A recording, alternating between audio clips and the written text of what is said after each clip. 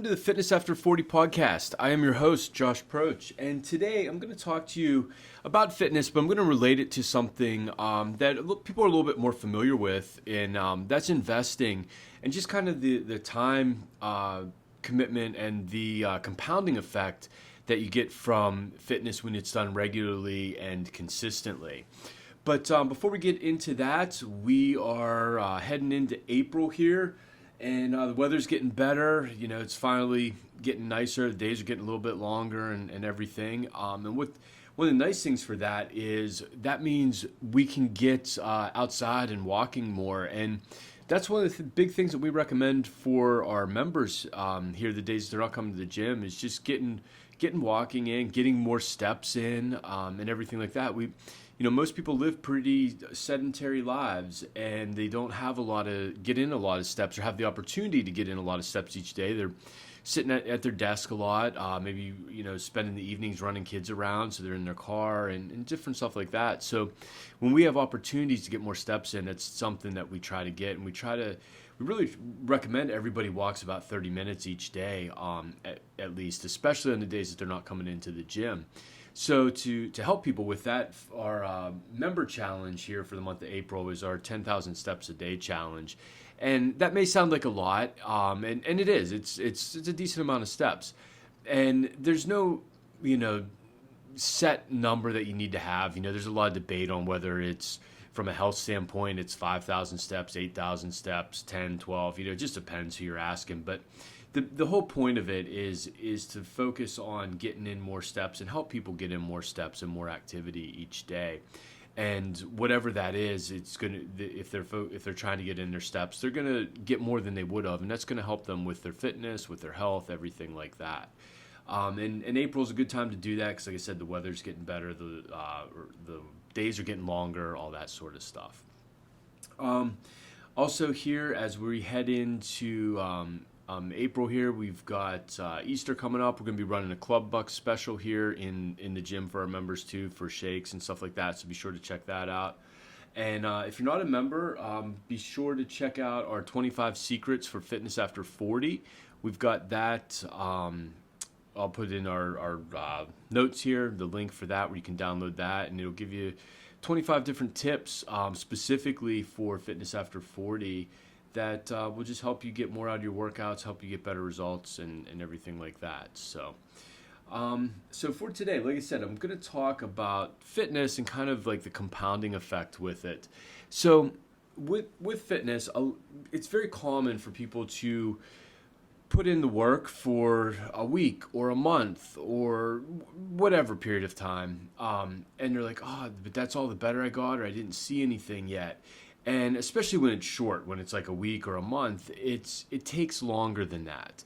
And there's a compounding effect. But unfortunately, people will stop when they get frustrated or they fall off the wagon a little bit.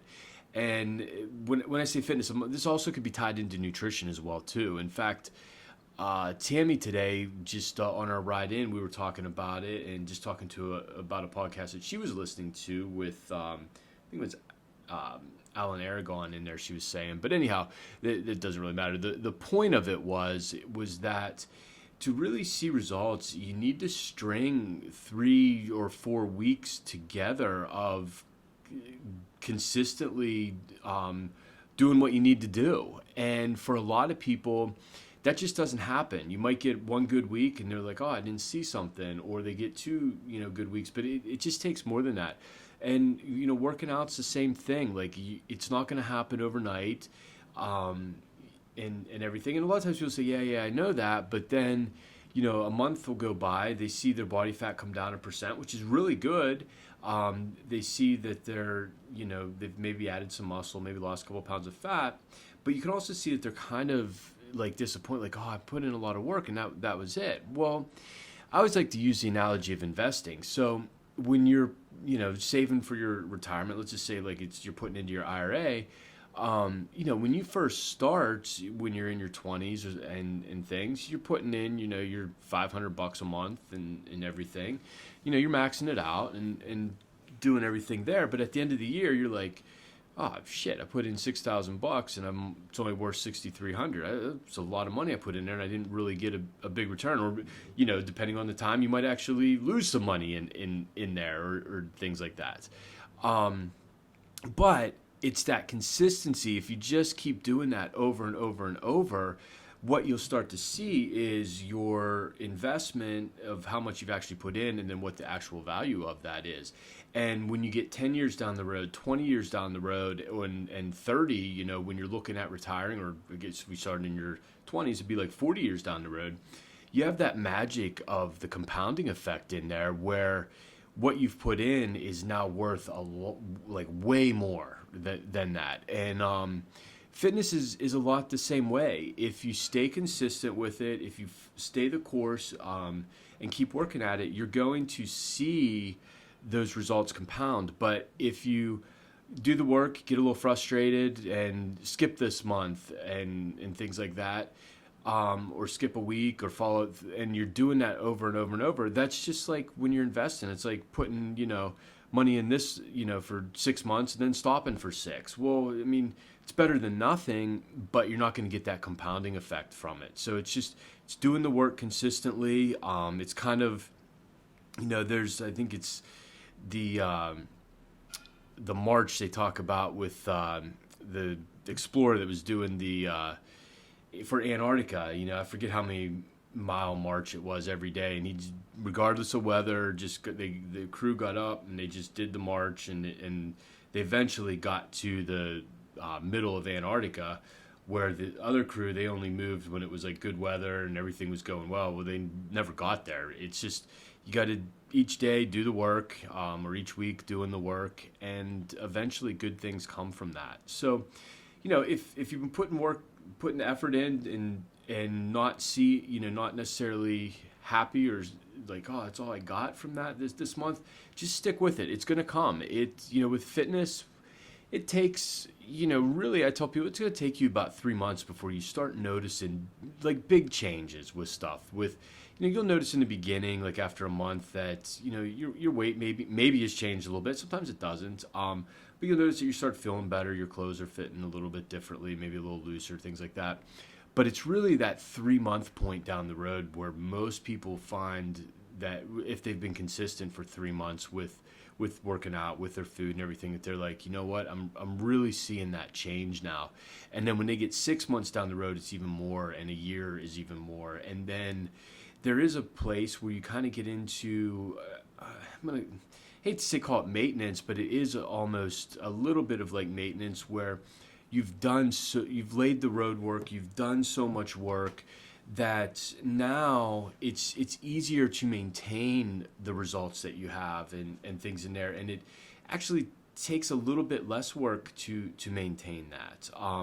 Not that you want to stay in like a maintenance or see how little you can do to get away with things, but if things do come up, life gets in the way a little bit, you don't lose that quite as fast. And that's what we're looking for. And that's, to get to that place, it usually takes about a year where we've hit that maintenance place and stuff, where it doesn't take quite as much work and everything like that. But as far as seeing results, I always tell people, if you're losing 1% of body fat a month, that's good. You're on track with that.